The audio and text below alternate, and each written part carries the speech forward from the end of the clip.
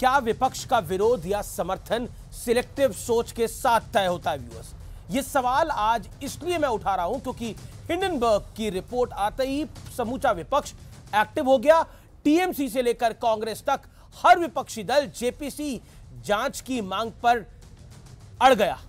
सरकार पर आरोपों की झड़ी लगा दी तो बीजेपी कह रही है कि देश के खिलाफ आर्थिक अराजकता फैलाने की साजिश हो रही है।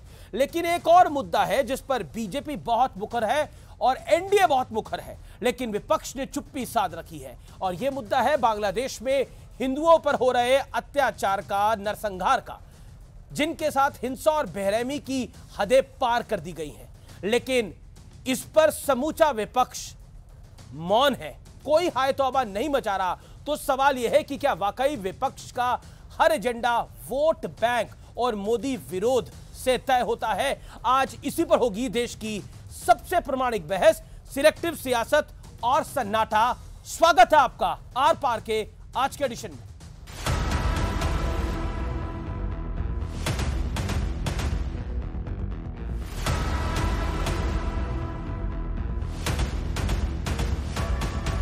सियासत का नया अखाड़ा तैयार है और मुद्दा बना है हिंडनबर्ग की ताजा रिपोर्ट, जिसमें आरोप लगाया गया कि सेबी चेयरपर्सन माधवीपुरी बुच और उनके पति धवल बुच ने 2017 में उसी फंड में हिस्सेदारी खरीदी थी जिसका इस्तेमाल विनोद अडानी द्वारा किया जाता था।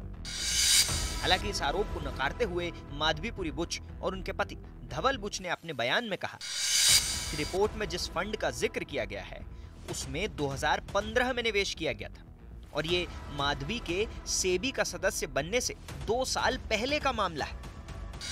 It is therefore imperative that this matter is investigated. Retail investors, honest investors, pensioners have 3 questions. The first, why has Chairperson Madhavi Buch not resigned?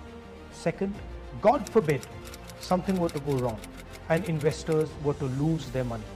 Modi की से नफरत करते हुए कांग्रेस पार्टी आज हिंदुस्तान से नफरत करने लगी है। कांग्रेस पार्टी हिंदुस्तान को आर्थिक रूप से कमजोर करने के षड्यंत्र में शामिल है। कंगना रनौत ने भी राहुल गांधी पर वार करते हुए कहा कि राहुल गांधी सबसे खतरनाक आदमी है, वे कटु, जहरीले और विध्वंसक है। इस महाघोटाले की जांच सिर्फ और सिर्फ जेपीसी से हो सकती है, जिसका गठन नरेंद्र मोदी करने से डरते हैं। लेकिन कब तक डरिएगा आप, क्योंकि महाघोटाला इतना बड़ा है, उसके डंक इतनी दूर दूर तक फैले हुए हैं कि अंततोगत्वा एक ना एक दिन आप लोग पकड़े जाएंगे। हमेशा कांग्रेस विदेशी कंपनियों के साथ क्यों खड़ी रहती? यूनियन कार्बाइड के साथ कौन खड़ा था? अगस्ता वेस्टलैंड के साथ कौन खड़ा था? हिंडनबर्ग के साथ कांग्रेस की? ये विदेश के संस्थानों से ये कौन सा याराना है कि भारत के आर्थिक संस्थान के हर विषय के ऊपर आपका निशाना है? इस मुद्दे पर शिवसेना शिंदे गुट के नेता मिलिंद देवरा ने कहा कि हिंडनबर्ग भारत के घाटे से शॉर्ट सेलिंग कर मुनाफा कमाती है, जैसे जॉर्ज सोरोस ने एशियाई आर्थिक संकट के वक्त कमाया था। भारतीय बाजार ने इस जाल में न फंसते हुए परिपक्वता दिखाई। विदेशी एजेंडाधारी हमारी विकास यात्रा को न रोक पाए। राजनीतिक मतभेदों के चलते देश हित से समझौता नहीं होना चाहिए।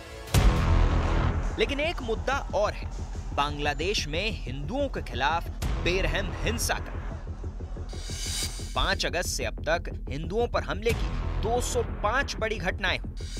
5 अगस्त से अब तक 52 जिलों में हिंदुओं के खिलाफ हिंसा हुई। लेकिन शायद विपक्ष को यह मुद्दा सूट नहीं कर रहा, इसलिए इस पर सन्नाटा है। तो क्या वाकई राजनीति का एंगल देखकर विरोध का मुद्दा तय होता है? आज इसी पर होगी देश की सबसे बड़ी बहस। और अब वक्त है आर पार के सुप्रसिद्ध विश्लेषण का, विपक्ष की सिलेक्टिव सियासत का विश्लेषण। हिंडनबर्ग की रिपोर्ट आती है, विपक्ष कहता है पूरा विपक्ष एकजुट विरोध पर उतरा है और विपक्ष ने जेपीसी जांच की मांग उठाई है और कहा है ये देश पर सवाल है। एनडीए कहता है कांग्रेस हमेशा विदेशी संस्थानों के साथ क्यों खड़ी पाई जाती है, अक्सर ऐसा देखा है। और साथ ही साथ देश के खिलाफ आर्थिक अराजकता की साजिश की बात एनडीए और बीजेपी कहते हैं। लेकिन जब फिलिस्तीन का मुद्दा आता है, राहुल गांधी कहते हैं कि इजराइल और फिलिस्तीन के बीच हिंसा का चक्र समाप्त होना चाहिए, लेकिन बांग्लादेशी हिंदुओं पर एक सिलेक्टिव सन्नाटा होता है, कोई कुछ नहीं कहता। लेकिन वही हिंडनबर्ग रिपोर्ट पर खूब बोला जाता है और राहुल गांधी तत्काल प्रभाव से एक बाइट इशू कर देते हैं और बांग्लादेशी हिंदुओं पर हिंदुओं के खिलाफ हिंसा रोकने के लिए एक अपील तक नहीं की गई। ये बड़ी बात है। लेकिन आज का बड़ा प्रश्न जिसको हम आज उठाएंगे वो यही है, क्या विपक्ष वोट बैंक देखकर विरोध और समर्थन के मुद्दे को तय करता है, यानी विरोध किसका करना है और समर्थन किसका करना है। आज इसी बड़े सवाल पर